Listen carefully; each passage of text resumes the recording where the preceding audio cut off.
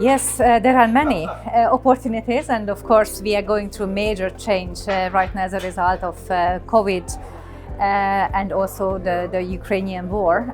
So we have a lot of uncertainties right now. But where there are opportunities, there are always uncertainties, and when there are uncertainties, there are always opportunities. So in terms of uncertainties, we have a huge risk of inflation, supply chain disruption, to what extent underlying companies will be able to pass on raw material prices to customers, how customers will respond to changing prices. So there are a lot of uncertainties resulting from this crisis.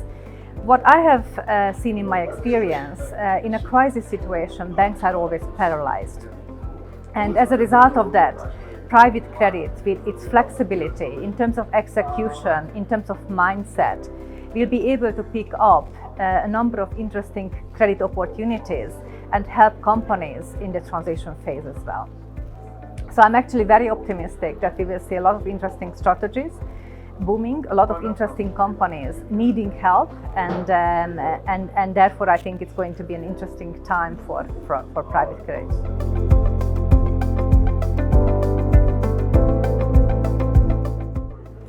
Direct lending as such will remain interesting. As I mentioned, the banks are paralyzed. I also see increasing demand for niche strategies, and especially interesting niche strategies are also those where banks have constraints in their capital.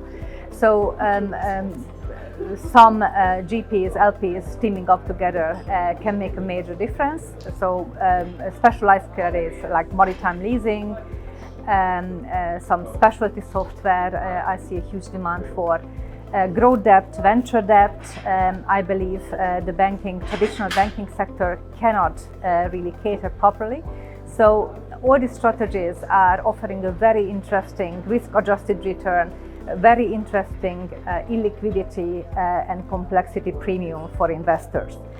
I also do believe that, considering where we are in the cycle, shorter term credits, asset-backed credits will remain interesting. So self-liquidating credits, for example, bridge financing and also trade financing, that could be interesting. And these are also inflation linked in a way.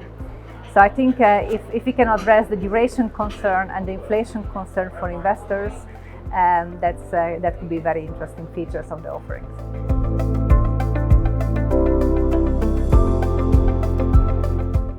Absolutely. ESG is a must, so it's no longer discretionary.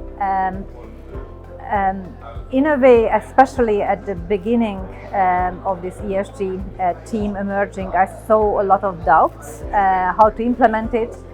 I think we reached a stage where everybody understands that without proper ESG cover and implementation, there cannot be successful LPs and cannot be successful GPs.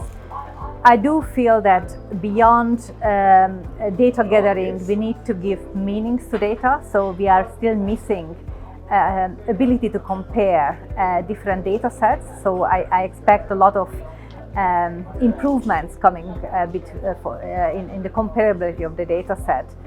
And I think LPs are going to take this very seriously, not only the E, but the S and the G side as well.